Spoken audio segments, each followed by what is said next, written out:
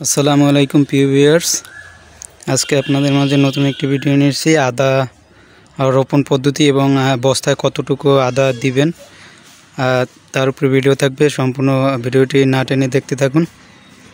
তো আশা করি আপনারা সম্পূর্ণ ভিডিওটি দেখলে বুঝতে পারবেন যে কতটুকু আদা বস্তায় দেওয়া প্রয়োজন এবং কিভাবে রোপণ করবেন।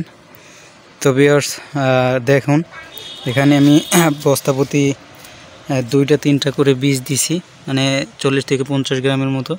আপনারা দেখতে পাচ্ছেন 3 টুকরা করে বীজ দেওয়া আছে। এগুলো দেখেন, প্রতিটা বস্তায় এরকম 3টা করে বীজ দেওয়া হয়েছে। এই দেখেন, তো এরকম দেখেন 3টা করে বীজ দেওয়া হয়েছে। কিছু কিছু বস্তায় আবার 2টা করেও দেওয়া হয়েছে। 2টা দেওয়ার কারণ হচ্ছে আপনার যখন আদার কন্দটা একটু বড় থাকবে, বীজ বেশি থাকবে। বীজ মানে আপনার এদের দেখেন, এই গাছের এই যে গাছটা দেখা যায়, এই একটা গাছ, এখানে কিন্তু এই 2টা বা 3টা গাছ হবে। সেই জন্য এটা 3টা করা হয়েছে, 3টা টুকরো দেওয়া হয়েছে।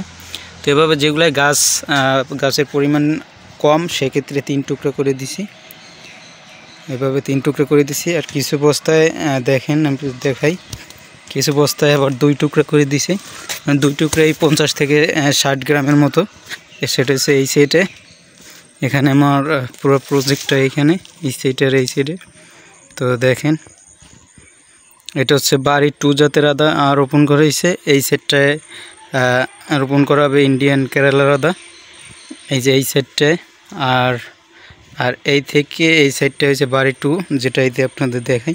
দেখেন, এখানে আমি 2টা কন্দ দিছি। 2টা কন্দতে প্রায় 50-60 গ্রামের মতো আছে। দেখেন, একটা কন্দতে প্রচুর পরিমাণে গাছ আছে। দেখেন, এইখানে 3-4টা গাছ দেখা যাইতেছে, আপনারা দেখতে পাচ্ছেন। তো যেহেতু একটা কন্দের ভিতরে 3-4টা করে গাছ আছে, সেহেতু অনেক গাছ ইনশাল্লাহ হবে। তো সেই ক্ষেত্রে আমি এখানে প্রতিটা বস্তায় 2টা করে কন্দ দিছি। এগুলো বড়, সেই জন্য মানে গাছ বেশি, তো এগুলো 2টা করে কন্দ দেওয়া আছে। তো এখন আসি যে কীভাবে আপনারা রোপণ করবেন, তো আপনাদেরকে দেখিয়ে দিই। তো তার আগে রোপণের কিছু বিষয় আছে, সেটার উপরে কিছু কথা বলি। তো আপনারা যখন এই কন্দগুলো দিবেন, অনেকে এই কন্দগুলো কিন্তু বস্তার এইভাবে সাইড থেকে রোপণ করে এইভাবে, কিন্তু এই ভুলটা করা যাবে না। এরকম সাইডে দেওয়া যাবে না।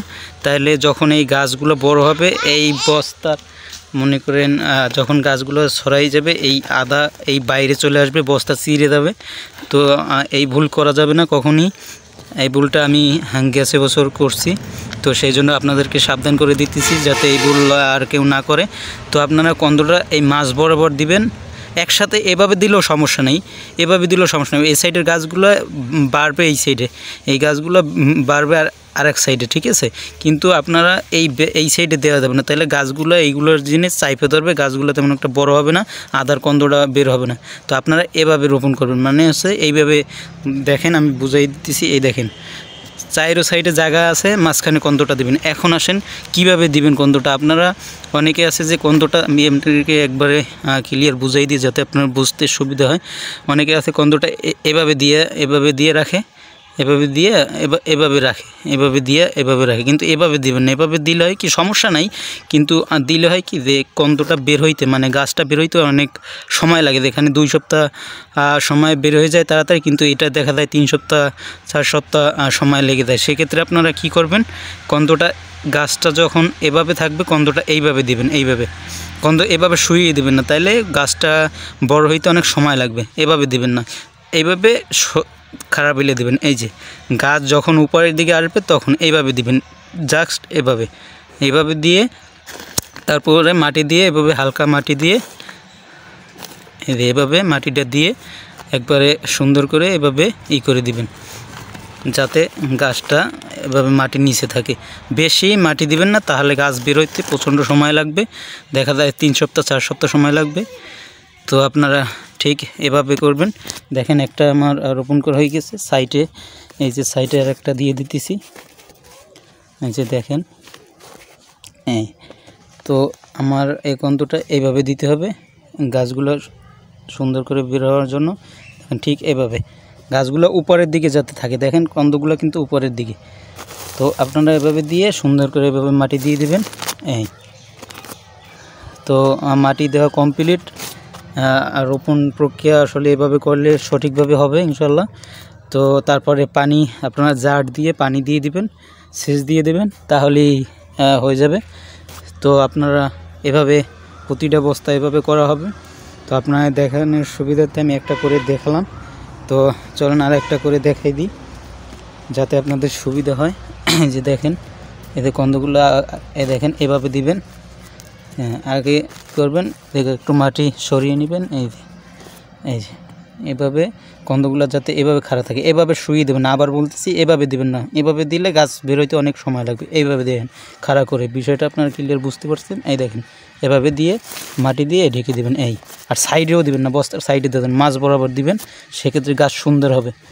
এই যে দেখেন এখানে দেখেন, এই যে এই কন্দটা এভাবে খাড়া এভাবে দিবেন, এই যে খাড়া করে দিবেন। এভাবে দিয়ে মাটি দিয়ে সুন্দর করে ঢেকে দিবেন। বেশি চাপা দিবেন না, তাহলে গাছ কিন্তু ভেঙে যাবে। ভিতরের গজানো গাছগুলো, অঙ্কুরোদ্গমন যেটা হয়েছে গাছগুলো, ওগুলো কিন্তু ভেঙে যাবে। সেক্ষেত্রে আস্তে এরকম দিয়ে ঢেকে দিবেন। কমপ্লিট, এই যে দুইটা কমপ্লিট হয়ে গেছে। তো আপনারা এভাবে রোপণ করলে ইনশাল্লাহ খুব সুন্দর হবে। তো আজকে এ পর্যন্ত। পরে নেক্সট ভিডিও আপনাদেরকে দিব কি কীটনাশক দিবেন এবং কি ছত্রাকনাশক প্রয়োগ করবেন, কিভাবে করবেন। তো সকল ভিডিও থাকবে ইনশাল্লাহ। আপনারা চ্যানেলটি সাবস্ক্রাইব করে পাশে থাকবেন। তো আপনাদের A to Z সকল ভিডিও দেওয়া হবে। সবাই ভালো থাকবেন। আল্লাহ হাফেজ।